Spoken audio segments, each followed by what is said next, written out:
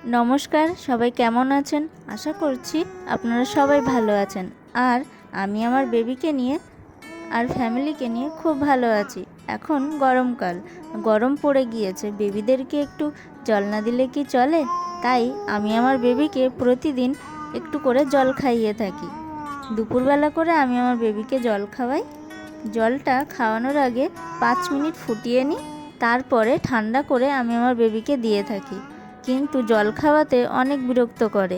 অনেকক্ষণ সময় ধরে আমি আমার বেবিকে জল খাওয়াই। একটু একটু করে 1-2 ফোঁটা করে গালে দিই, তারপরে সে খেতে থাকে। জল খেতে খেতে সোনা আমার সাথে কত গল্প করছে। অনেক মায়েরাই বলে থাকে যে আমার বেবি জল খেতে চায় না, কিন্তু 1-2 দিন দিলে তো হবে না, প্রতিদিন তার জলের সাথে পরিচয় করাতে হবে। জল একটু খেতে অন্যরকম হয়, সেই জন্য হয়তো খেতে চাইতে নাও পারে। আমার বেবি যেমন মুখটা কেমন করে জল দিলে। যেসব বেবিরা ব্রেস্ট ফিডিং করে তাদের একটু অল্প জল হলেই হয়ে যায়। যারা ফর্মুলা মিল্ক ব্যবহার করে তাদের তো আলাদা করে জল খাওয়ানোর কোনো ব্যাপার নেই, কিন্তু তবুও আমি আমার বেবিকে জল খাওয়ানোর আগে সবসময় ফুটিয়ে নিই। আর ফোটানো জল খাওয়ালে দেখবেন আপনার বেবির হজমের সমস্যা, পাতলা পটির সমস্যা থাকলে বা সর্দি কাশি, এই সবগুলো একটু কম হয়। আপনারা আপনাদের বেবিদের জল খাওয়ানোর সময় অবশ্যই ফুটিয়ে তারপরে খাওয়াবেন। শরীরে জলের পরিমাণ কমে গেলে শরীর অনেকটা ক্লান্ত হয়ে পড়ে, তাই আপনারা প্রয়োজন অনুযায়ী সারাদিনে অনেক জল খান। এবং শিশুর যদি শরীরে জলের পরিমাণ কম হয় তাহলে দেখবেন যে ইউরিন পাস করছে তা অনেকটাই হলুদ রঙের হচ্ছে, তাই সেদিকে অবশ্যই খেয়াল রাখুন। বেবি কেমন ইউরিন পাস করছে, তো সেদিকে অবশ্যই খেয়াল রাখা উচিত।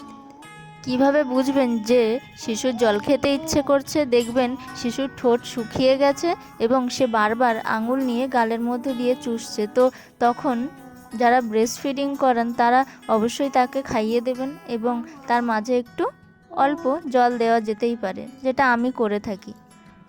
এই যে জল খাওয়ানো তো হয়ে গিয়েছে, এবার সোনা একটু শান্তি পেল, কারণ এতক্ষণ তো চেপে ধরে কত কিছুই না করা হচ্ছিল। আমি সোনাকে ঝিনুকে করে জল খাইয়ে থাকি, কিন্তু ফিডিং বোতলে করে জল খাওয়ানো আমি সোনাকে শেখাচ্ছি যে কেমন করে জল খেতে হয়। আর সোনাও খুব মজা করছে এটা পেয়ে। এটা শিশুর শেখার বয়স, তাই আপনি আপনার শিশুর সাথে সব রকম অ্যাক্টিভিটি করুন, দেখবেন আপনার বেবি অনেক কিছু শিখে যাচ্ছে। যা অনেকবার আপনি বলছেন তাকে, সে একটু একটু করে সেই জিনিসটা করার চেষ্টা করবে। অনেক গরম পড়েছে বলে আবার আপনার বেবিকে বেশি জল খাইয়ে দেবেন না, আপনার বেবির বয়স এবং সুবিধা অনুযায়ী খাওয়াবেন। আমি আমার বেবিকে এই ঝিনুকে করেই জল খাইয়ে থাকি, কিন্তু খাওয়ানোর সময় অবশ্যই আমি সাবধান থাকি যে এই ঝিনুকটা সামনের দিকটা অনেকটাই সূচালো, তাই আমার বেবি তো খুব নড়াচড়া করে খাওয়ানোর সময়, তাই জলটা গালের মধ্যে দেওয়ার সময় যাতে এই ঝিনুক থেকে কোনো আঘাত না লাগে আমার বেবি, সেদিকে আমি অবশ্যই খেয়াল রাখি। আপনার বেবি যে পাত্রে জল খায় সেই পাত্রটি তার সামনে রাখার চেষ্টা করুন, দেখবেন আপনার বেবি জল খেতে চাইবে।